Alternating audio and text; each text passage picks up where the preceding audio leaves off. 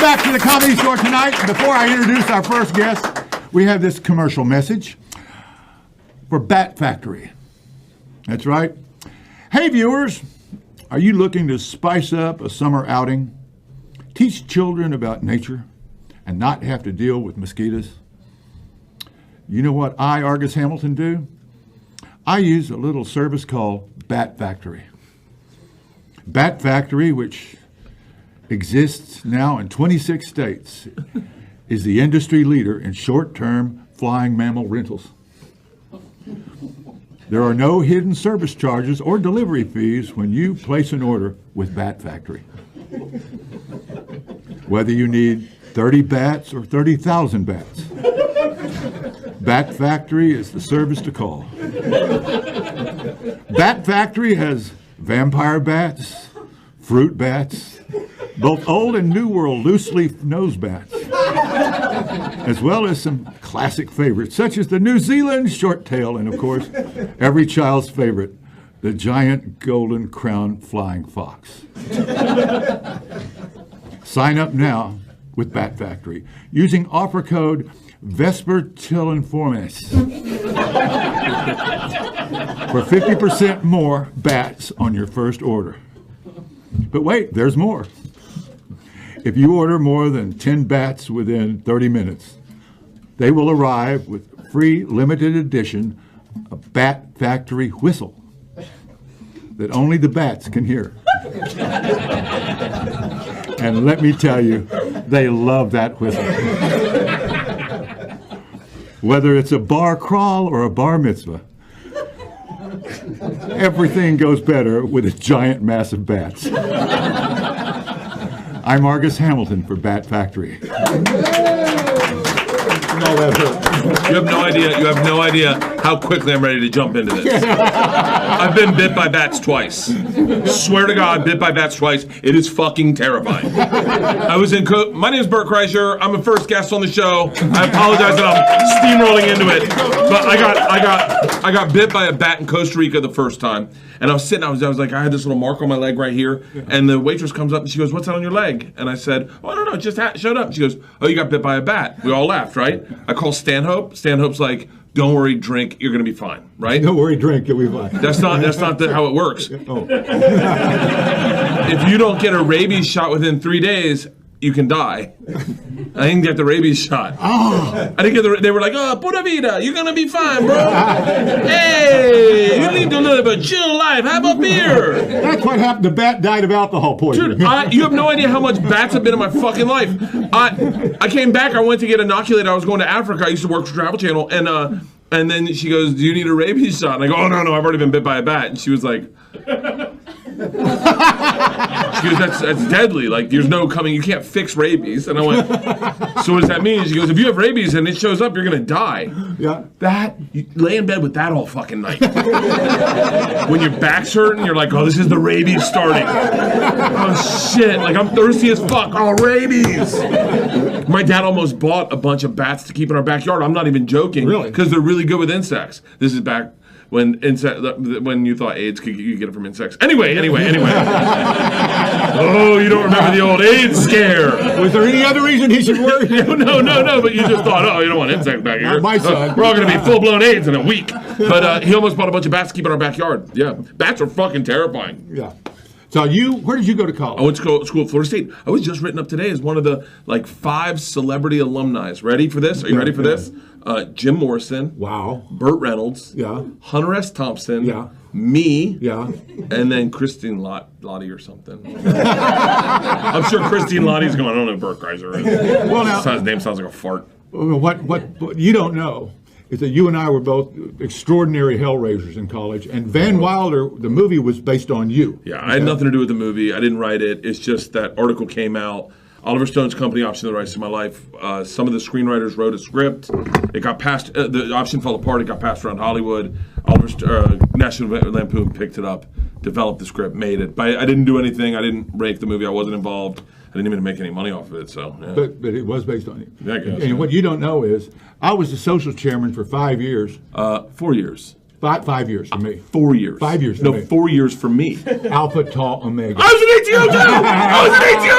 I was an ATO2! I never mean it ever. Bind men together in a brotherhood based upon eternal and immutable principles. In a bond as strong as right itself and as lasting as humanity. To know no north, no south, no east, no west, but to know man as man. To teach that true men the world over should stand together and contend for the supremacy of good over evil. To have no That's all right, fucked up. The elevation of men and the outlines of the world.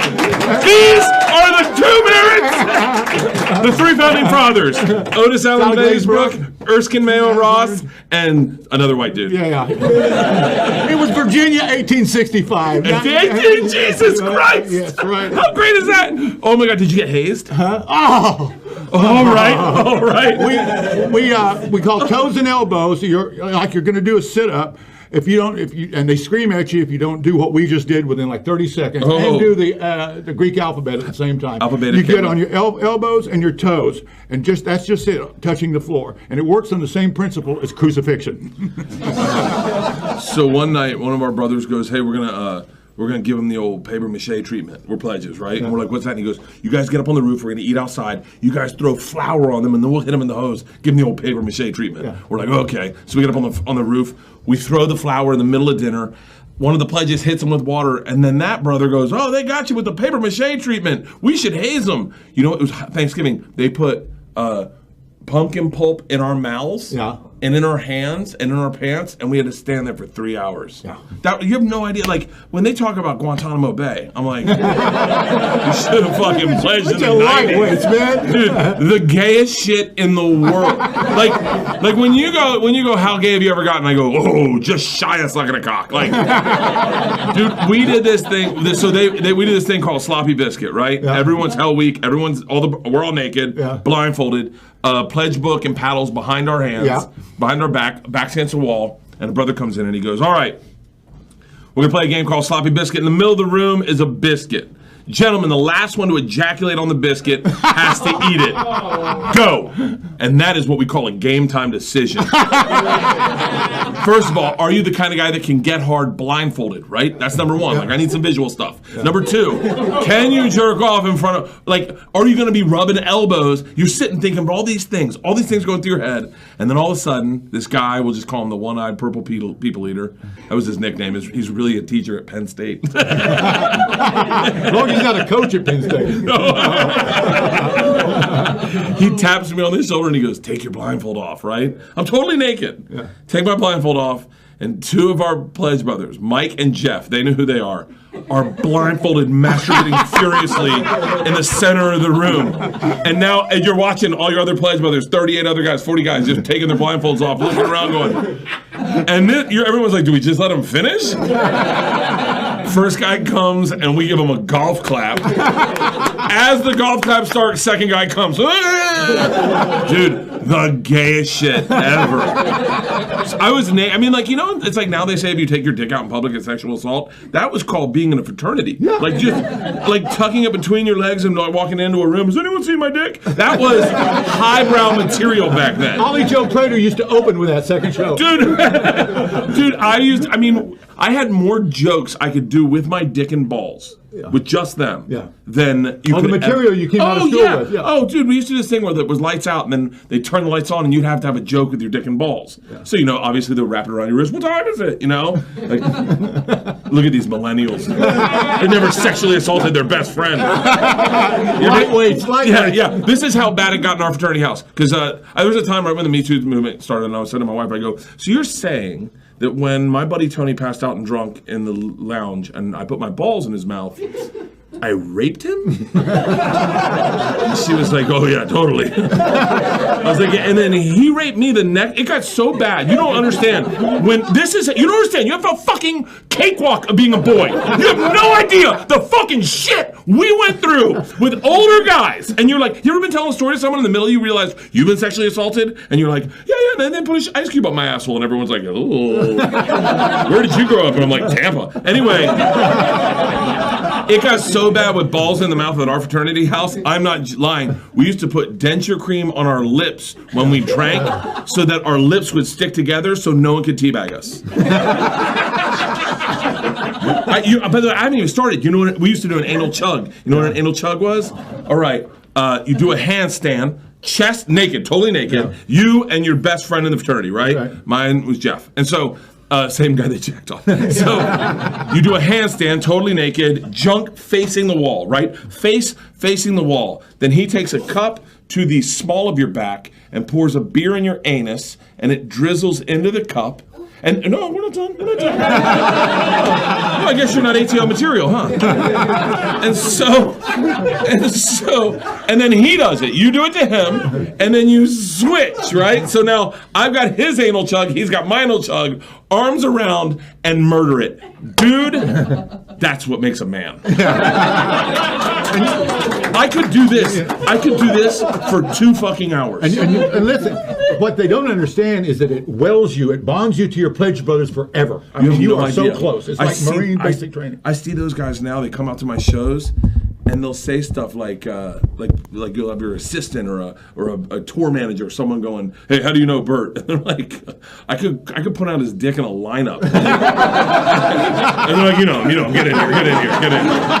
His right nut hangs really low. He's got old-looking balls, like Abe Lincoln in a headlock. It's so funny. I know those guys like.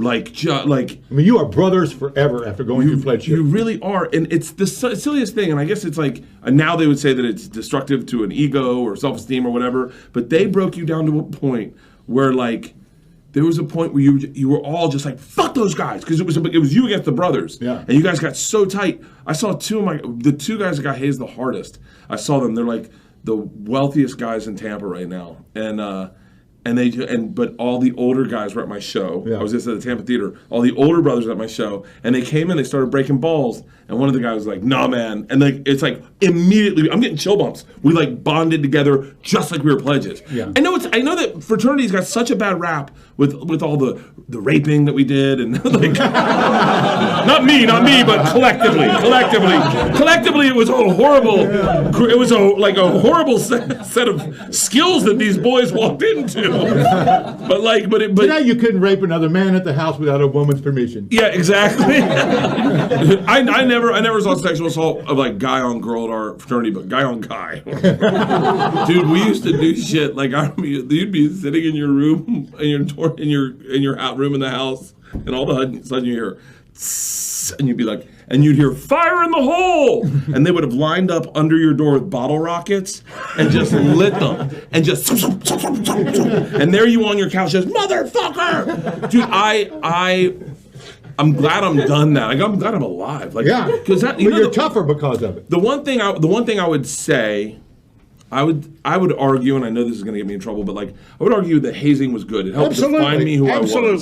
Those low parts, I'll never forget it. It's like the salad days where you remember waking up at 6 a.m. on a Saturday, hungover. Someone's like, "Hey, you got a dip of Copenhagen?" You're like, "Oh yeah," and you're cleaning the house. It's reeks of 6 beer. in the morning on Sunday after a huge party, and there's throw up everywhere. Squeegee and I learned how to mop. I remember going into mop, and one guy's like, "You don't mop worth shit." I was like, "Yeah, white privilege. I don't know how to fucking mop." And I to this day, I taught my daughters how to mop. And they're like, "How do you know how to mop?" I was like, "Thanks, Sean Simonson." But but there was that great bonding moment where you have that. It's so crazy. I never thought we were going to talk about this. Well, I really think that kids today are robbed by thank God there weren't cell phone cameras when we were in school. Oh my God. I have panic attacks about that because I know there were guys with cameras and video cameras around, and I do not know what came out of my mouth. I'll give you a hint. There were bleachers outside my window. At the ATO house. Over. Yeah. Friday night was showtime. I'd be dead. I would be dead right now. I mean, you look back at some of the things you said, just the things you said flippantly. The songs we had. Oh, you ready? Wait. Let's stay in show business. Yo. I put my dick upon her cheek, yo. You ever heard this?